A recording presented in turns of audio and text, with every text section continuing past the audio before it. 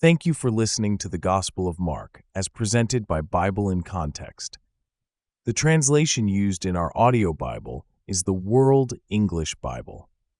Here is a brief introduction that can help you gain a better and richer understanding of the Book of Mark and its context. Who wrote the Book of Mark? The Book of Mark was written by John Mark, a close companion of the Apostle Peter. Mark was not one of the 12 apostles, but played a significant role in the early Christian community. He accompanied Paul and Barnabas on some of their missionary journeys and later worked closely with Peter in Rome. It is widely believed that the content of Mark's gospel reflects the teachings and eyewitness accounts of Peter, providing a vivid and direct narrative of Jesus' life and ministry. When was the Book of Mark written? The Gospel of Mark is generally thought to have been written around AD 60 to 70. This time frame places it as one of the earliest Gospels to be written. The dating is significant because it situates the Gospel within a period of intense persecution of Christians by the Roman Empire, which is reflected in the urgency and straightforwardness of the narrative. Why was the Book of Mark written? Mark wrote his Gospel to present Jesus as the suffering servant and the Son of God. His audience was primarily Roman Christians who were facing severe trials and needed encouragement. Mark emphasizes the power and authority of Jesus while also highlighting his humanity and the reality of suffering in the Christian life. By focusing on Jesus' actions more than his teachings, Mark provides a fast-paced account that would have resonated with a Roman audience used to stories of power and action. Why was the Book of Mark placed second in the New Testament? The Gospel of Mark is placed second in the New Testament, following Matthew, which serves as a bridge between the Old and New Testaments. Mark's Gospel, though shorter and more concise, complements Matthew by offering a more immediate and vivid portrayal of Jesus' ministry.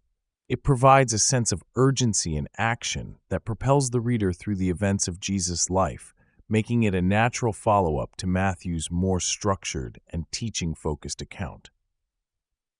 What aspects of Christ does Mark emphasize? The Book of Mark emphasizes Jesus as both the powerful Son of God and the humble servant of God. Throughout this gospel, Mark portrays Jesus as constantly on the move, serving others, performing miracles, and confronting evil. His life and ministry demonstrate the authority of God over all things, yet his willingness to suffer and serve shows us the true way of discipleship. Mark highlights Jesus' role as a servant who came to give his life as a ransom for many, calling us to follow him in service and sacrifice. As we reflect on Jesus' actions in Mark, we are reminded to trust in his ultimate victory over sin and death, and to follow his example by serving others, even at great personal cost. Who was Mark writing to? Mark's primary audience was Gentile Christians in Rome.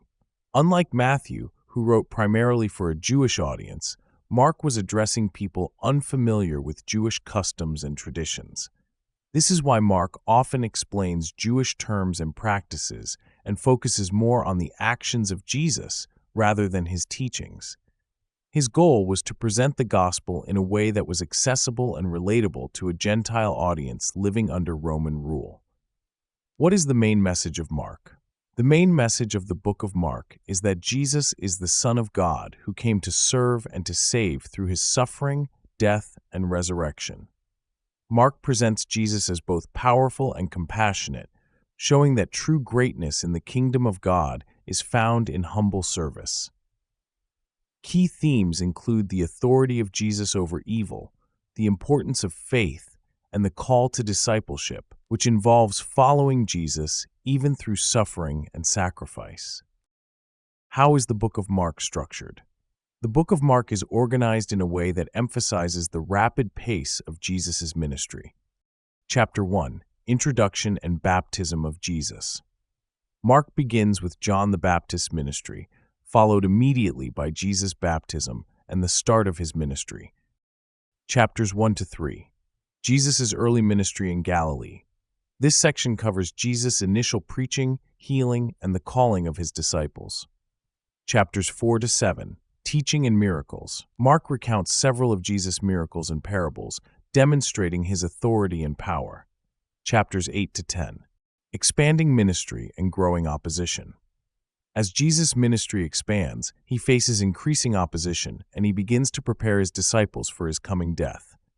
Chapters 11 to 15, Passion Week. The final chapters cover Jesus' entry into Jerusalem, his betrayal, trial, crucifixion, and burial. Chapter 16, The Resurrection.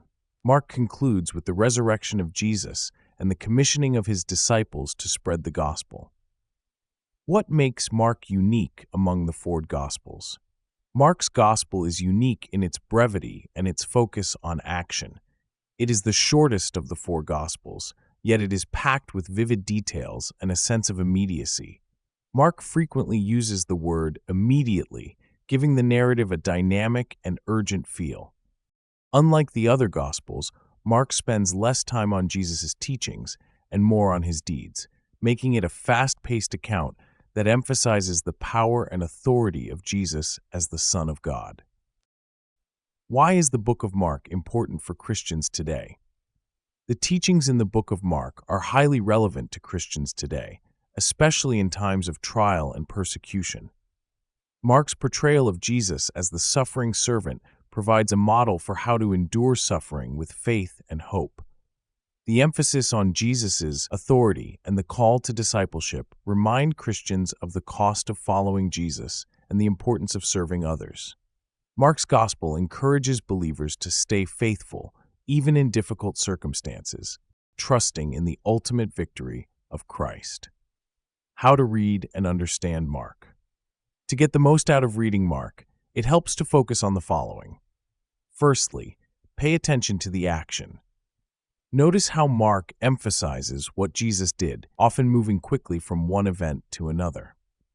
Secondly, reflect on the cost of discipleship. Consider how Mark's portrayal of Jesus' suffering and service challenges us to follow him more closely, even in difficult times. Thirdly, understand the Roman context. Knowing the challenges faced by early Roman Christians can help us appreciate the urgency and encouragement Mark offers in his gospel. With this background knowledge, you can now dive deep into the gospel according to Mark.